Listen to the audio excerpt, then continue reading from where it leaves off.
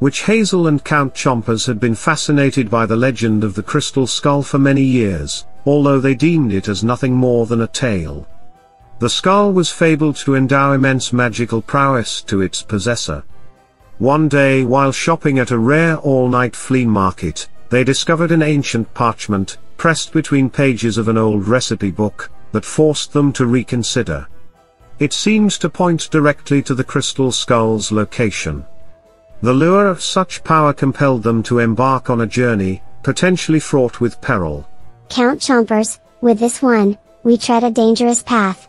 If the crystal skull was easily attainable, it would have already been found.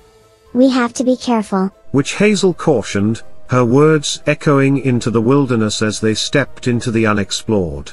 The skull, it is said, is encased within powerful magic, and many unscrupulous beings would fight tooth and nail to have it. Count Chompers responded with a solemn nod, as he studied the trail that lay before them.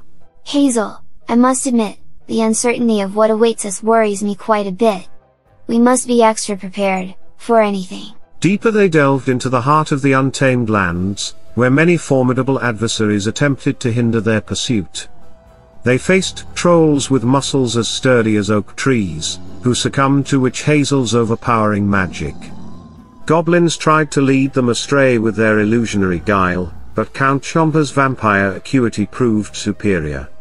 Even the dragons, with their fiery breaths, failed to thwart them. They stood unyielding, outsmarting them at every turn. Drawing near to their quest's end, they found themselves staring at a tribe of shapeshifters who seemed to be the guardians of the crystal skull's sanctuary. Even for a witch cat and a vampire dog, it was surprising to encounter all of these seemingly mythical beings. We must press forward. We've traveled too far to fail now. I had no idea that there were so many odd creatures in this land. Maybe fairy tales are not fiction after all. They kept an eye on the shapeshifters from a safe distance. Count Chompers was perfectly suited for this particular endeavor, his adorable vampiric doggy eyes blazing with absolute cuteness. We will need to use all our magic and abilities to outwit them.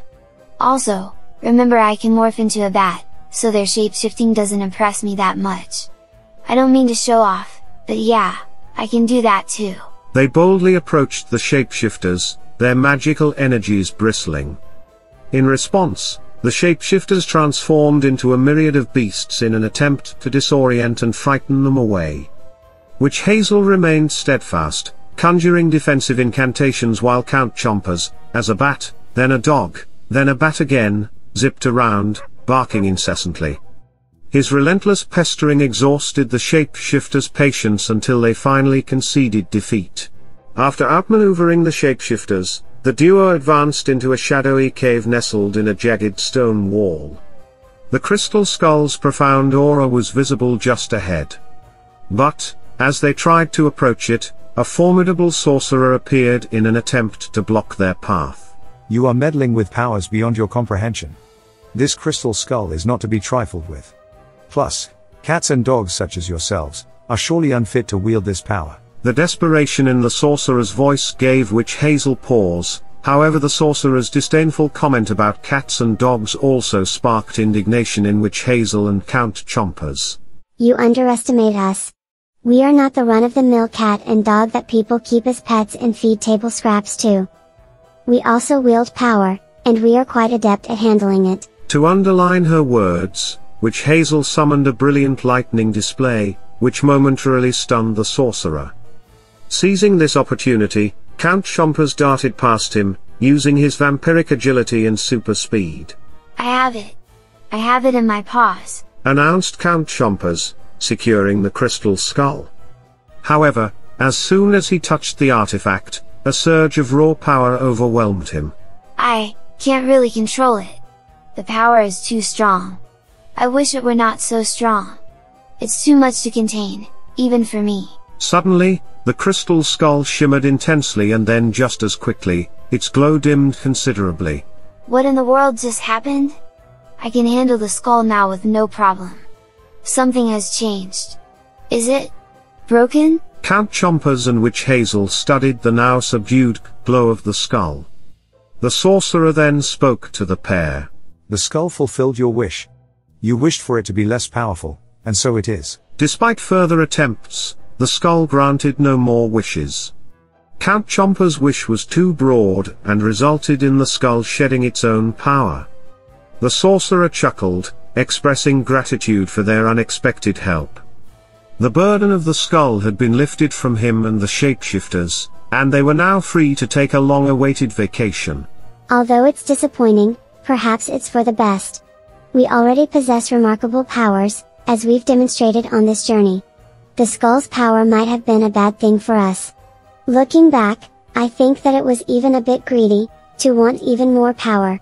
I am actually quite embarrassed at pursuing this in the first place. Yes, that is true, we are already powerful and are basically immortal, that is pretty cool, right? And about the skull, so despite its diminished power, it would make a fascinating nightlight. Could we still keep it? The friends exchanged farewells with the sorcerer and shapeshifters and wished them happy travels. Being well traveled themselves, Witch Hazel and Count Chompers suggested several exquisite vacation spots and accommodations for their newfound acquaintances. Once home, the skull was given a place of honor on the mantle. It retained just enough magic to glow in various colors upon command. Count Chompers favored the orange setting, and the skull continues to glow in this hue to this very day. That is all for now, see you next time.